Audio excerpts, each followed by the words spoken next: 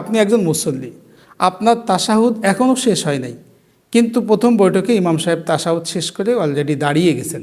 এই মুহূর্তে আপনি কি করবেন? অনেকে দ্বিধাগ্রস্ত হয়ে যান কি আমি কি তাশাহুদটা শেষ করব না ইমামের সাথে সোজা দাঁড়িয়ে যাব। পরিষ্কার মনে রাখবেন, তাশাহুদটা পড়া কিন্তু ওয়াজিব। সুতরাং আপনার যে অংশটুকু তাশাহুদে বাকি আছে সেটা কমপ্লিট করার পরে আপনি দাঁড়িয়ে যাবেন। ফতোয়ায় স্বামীতে আছে ফাইন কমাল ইমামু কবলা ইউতিম্মাল মুক্তাদিয়া তাশাহুদা। যদি ইমাম সাহেব দাঁড়িয়ে যায় মুক্তাদির তাশাহুদ কমপ্লিট করার পূর্বে, তাহলে এক্ষেত্রে মুক্তাদি কি করবেন?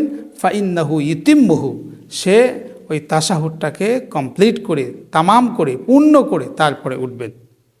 কিন্তু ইমাম সাহেব এমন অবস্থায় সালাম ফিরিয়ে দিয়েছে যে সময় আপনার দোয়ায়ে মাসুরা শেষ হয় নাই, অথবা দুরূদ শরীফে এসে আপনি আসেন দুরূদ শরীফে, ঠিক এই মুহূর্তে ইমাম সাহেব সালাম ফিরিয়ে দিয়েছে। এই মুহূর্তে আপনি কি করবেন? এই মুহূর্তে কিন্তু আপনাকে ইমাম সাহেবের সঙ্গেই সালামে যোগদান করতে হবে, অর্থাৎ এই মুহূর্তেও আপনাকে ইমাম সাহেবের সাথে যুক্ত হতে হবে। ইমাম সাহেবের ইক্তেদা এখানে ওয়াজিব, আর দুরূদ শরীফ পড়া দোয়ায়ে মাসুরা পড়া কিন্তু সুন্নত। এবং সুন্নতটা ছেড়ে দেওয়া ওয়াজিব রক্ষার্থে বেশি উত্তম হবে। ফতোয়ায় স্বামীতে লিখছে লিয়ান্না তারকা সুন্নতি আউলা মিন তাখিরিল ওয়াজিবি, সুন্নতটা তরক করে দেওয়া এটা বেশি ভালো হবে এই ক্ষেত্রে, ওয়াজিব ছুটে না যায় এই ভয়ে।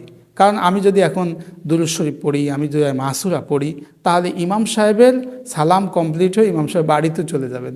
সেক্ষেত্রে আমাদেরকে অবশ্যই ইমাম সাহেবকেই ইক্তেদা করতে হবে। কিন্তু তাশাহুদের ক্ষেত্রে যেহেতু আমার একটু লেট হলেও ইমাম সাহেবকে আমি পেয়ে যাব, সেক্ষেত্রে তাশাহুদটা কমপ্লিট করে দিতে হবে।